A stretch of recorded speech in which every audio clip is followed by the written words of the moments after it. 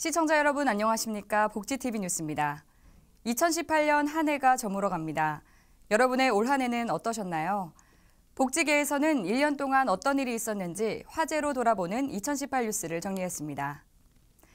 먼저 발달장애인 국가책임제 소식입니다. 장애 자녀를 둔 부모들은 삭발투쟁과 삼보일배 행진으로 발달장애인 국가책임제 등을 촉구해왔고 정부는 발달장애인 생애주기별 종합대책을 발표했습니다. 그런데 아직 갈 길이 멀다는 목소리가 나오고 있습니다. 최지희 기자입니다. 2018년 9월 11일 보건복지부, 교육부, 고용노동부, 국토교통부 등 정부 부처는 합동으로 발달장애인 생애주기별 종합대책을 발표했습니다. 이어 청와대가 직접 당사자와 부모를 초청해 주목을 받았습니다. 정부는 2019년 정부 예산안 국고 기준 1,230억 원에 보건복지부 장애인 정책국 예산 2조 7,354억 원, 발달장애인 지원사업 예산 346억 원을 포함했습니다. 발달장애인 생애주기별 종합대책은 생애주기에 걸쳐 전체 10대 과제와 24개 세부 과제로 구성됐으며 영유아기 진단체계, 학령기 교육 서비스, 성년 데이 서비스와 직업 서비스, 주거 서비스, 그리고 소득 보장을 핵심으로 하고 있습니다. 이는 보건복지부와 전국장애인 부모연대 등이 민관협의체를 꾸려 꾸준히 논의한 결과이기도 합니다. 따라서 그동안 실효성이 부족하다는 지적을 받은 발달장애인 권리보장 및 지원에 관한 법률이 제대로 작동할 것이라는 기대를 사기에 충분했습니다. 그러나 그동안 복지정책 미이행의 원인으로 늘 공식처럼 따라붙는 예산 부족 등에 대한 우려는 여전한 상태입니다.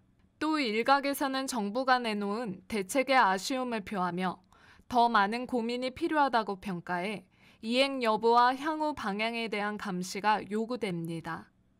복지TV 뉴스 최지입니다. 한국판 아우슈비츠라고 불리는 형제복지원 사건.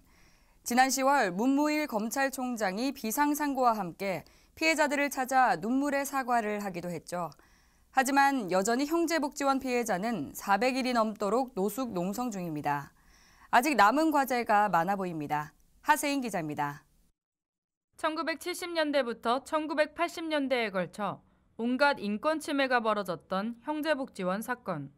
30여 년이 흐른 올해 대검찰청 과거사위원회는 형제복지원 피해 사건이 국가의 책임이며 당시 검찰이 수사를 축소하고 은폐한 사실을 확인했다고 밝혔습니다.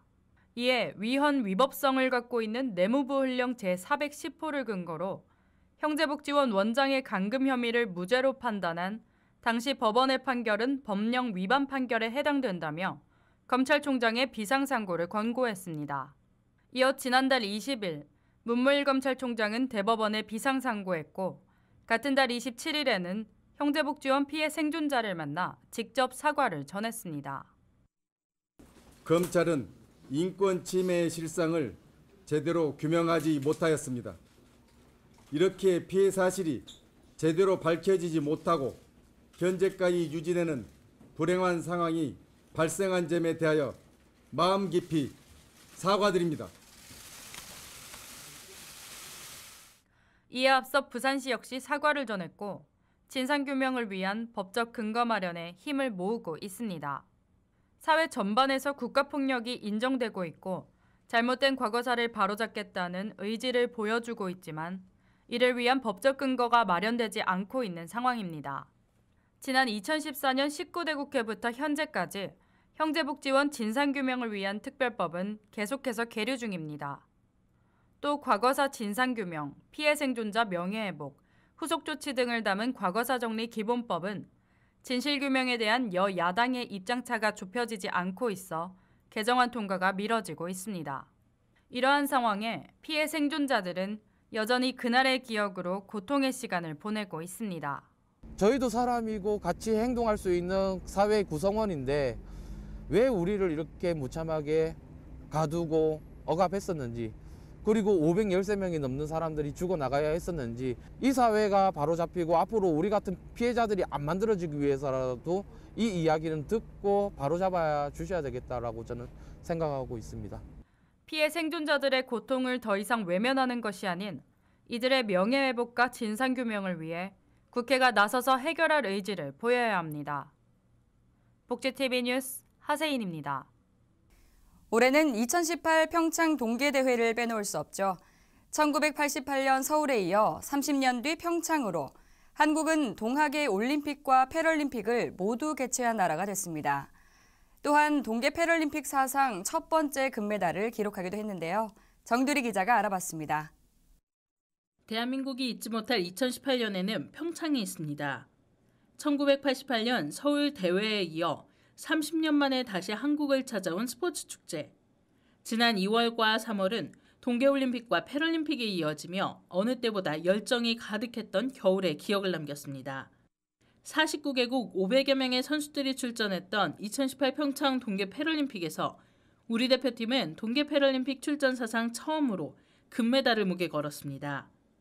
그 주인공은 크로스컨트리 스키 남자 좌식 7.5km에 출전한 신의연 선수입니다. 선수로서는 올림픽에 나가는 것도 꿈이지만 이렇게 자국에서 나가는 또 자국에서 열리는 올림픽은 더 꿈이에요. 평생에 없을 것 같아요. 이제. 환상의 호흡을 자랑했던 장애인 아이스하키 팀은 동메달을 목에 걸었고 메달에서 한 발 물러선 4위에 머물렀지만 휠체어 컬링 팀은 예선을 1위로 통과하며 높아진 기량을 자랑했습니다. 특히 이번 대회는 당초 우려와 달리 많은 관중들이 찾아와 응원으로 경기를 함께 만들며 선수들의 가슴을 뜨겁게 하기도 했습니다. 한편 패럴림픽 MVP로 한국인의 이름으로 수여되고 있는 황현대 성취상도 1988년 서울에서 처음 시작한 이후 30년을 맞으며 기록이 아닌 도전과 열정이 먼저라는 정신을 되새겼습니다. 이 상을 받음으로 해서 자기의 인생에 조금 그리고 플러스 요인이 됐다거나 또 장애인을 위해서 하는 일에 도움이 되는 그런 인생을 살게 되면 참 고맙겠습니다. 그리고 그렇게 살고 있다고 하니까 자랑스럽고 지 마음이 뿌듯합니다. 2018년의 평창, 감독의 시간 속에서 함께한 배움과 의미는 우리가 간직해야 할 아름다운 유산입니다. 복지TV 뉴스 정두리입니다. 집은 우리 생활의 터전이자 안식처입니다. 이러한 집에서조차 편하게 쉬지 못한다면 얼마나 불편할까요? 장애인들은 이러한 기본적인 주거권마저 보장받지 못하고 있다고 합니다. 화면으로 함께 만나보겠습니다. 생존에 필요한 최소한의 환경인 주거. 특히 이동권에 제약이 많은 장애인들에게 집은 기능적 측면에서의 편의 접근성 확보가 중요합니다. 장애인 차별금지법 시행 10주년을 맞았지만 장애인은 자신의 집에서부터 차별당하고 있었습니다. 그런 집 자체는 생활의 기초죠. 시작입니다. 그리고 그곳이 불편하면은 모든 것이 불편합니다. 하물며 우리 장애인이 머무는 곳에 전혀 편의시설이 되지 않다는 것은 있을 수 없는 이야기죠. 그것 또한 차별이며 학대입니다. 그래서 우리들은 그러한 학대와 차별에서 우리의 의견을 제시하고 그리고 우리의 인권을 정확하게 전달하기 위해서 오늘 이렇게 주거 취약계층을 위해 마련된 공공임대아파트 역시 장애인들에게는 불편한 공간이었습니다. 이에 장애인의 주거 환경 편의를 보장하기 위한 고민을 나누는 자리가 마련됐습니다. 한국뇌병변장애인 인권협회와 장애인 차별금지 추진연대가 임대아파트 거주자 400명을 대상으로 실태조사한 결과 응답자의 절반이 넘는 262명이 아파트 신청에 대한 안내를 받지 못하고 신청 절차가 너무 복잡하다고 답변한 것으로 나타났습니다. 어렵사리 입주를 하고 나서도 불편함은 여전했습니다. 장애인의 주거권이 지금 현재 보장돼 있지 않고 있는데요. 그 실내로는 실제로 임대 아파트 안에 그 보도블럭이 파여 있어 휠체어로 다니지 못해서 계속해서 위험한 상황에 놓여 있다라는 기사이고, 그 다음에는 임대 아파트에 정말 어렵게 기다려서 들어가셨는데 막상 본인이 수동 휠체어로 이제 자가로 운전하시는데 비가 오거나 눈이 오면 지하에다 주차하셔야 되는데 지하와 연결되어 있는 엘리베이터가 설치되어 있지 않아 사실은 그런 그 주차를 이용하지 못하는 환경. 그 다음에 이게 최근인데 장애인 춘천에 있는 건데 구조 변경이 전혀 안 된다. 그런데 안에 들어가 보니 뭐 휠체어를 타고는 도저히 이용할 수 없는 구조여서 굉장히 오래 기다렸으나 사실은 그 임대주택을 들어가지 못하는 분들의 상담 사례가 굉장히 많이 있었습니다.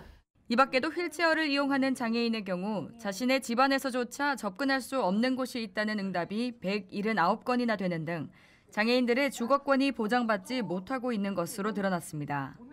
복지TV 뉴스 손자희입니다. 워라밸이라는 말이 있을 정도로 일과 삶의 균형이 중요합니다.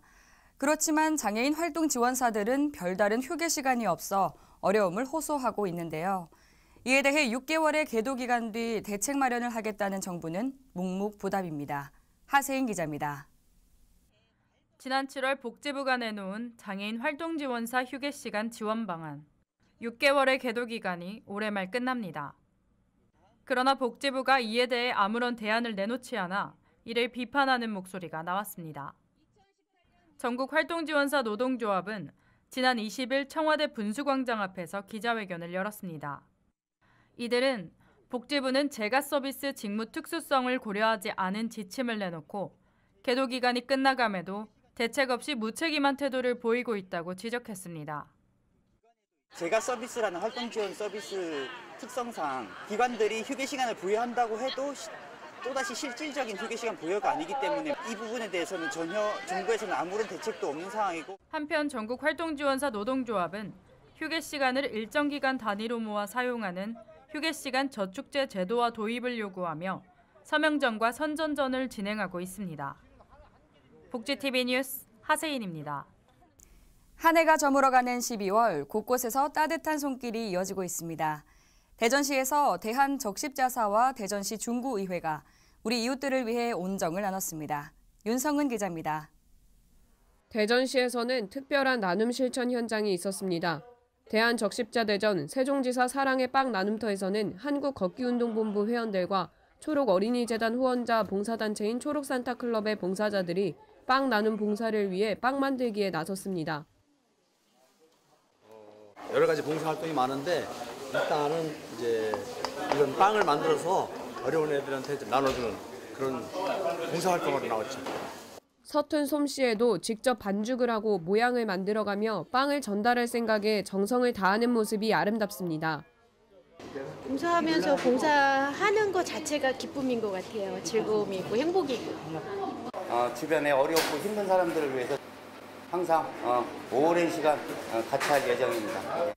한편 대전시 중구의회에서도 대전시 중구 지역에 거주하는 중증 지체 장애인들을 초청해 격려와 함께 지원금을 전달하는 자리가 있었습니다. 대전의 중구보건소장으로 재직한 적이 있습니다. 한 해 마감하면서 얼굴 보고 청담하고 그러는 도중에 제가 옛날 함께 했던 그런 생각들이 나서 울컥해서 울었습니다.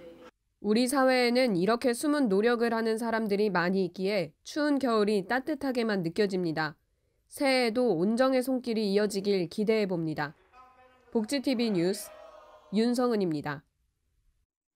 전남 미랄복지재단이 소외된 이웃들과 함께하는 축제의 장을 열었습니다.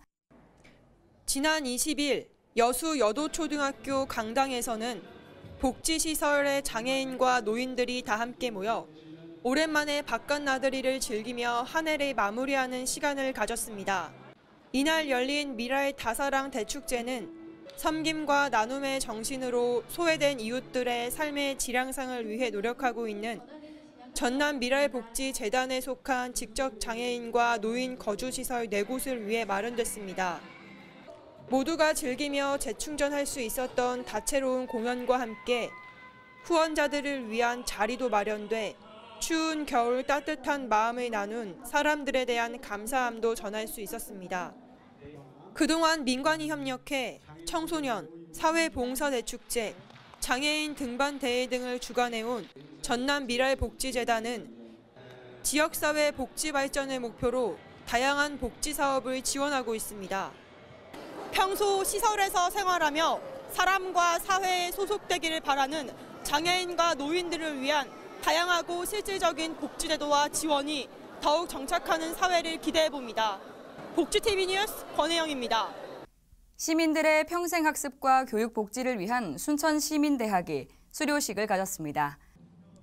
시민들의 지속적인 배움 활동을 지원하는 평생학습과 교육복지의 실현을 위해 운영되고 있는 순천시민대학이 2018년을 마무리하며 제3기 수료식을 개최했습니다.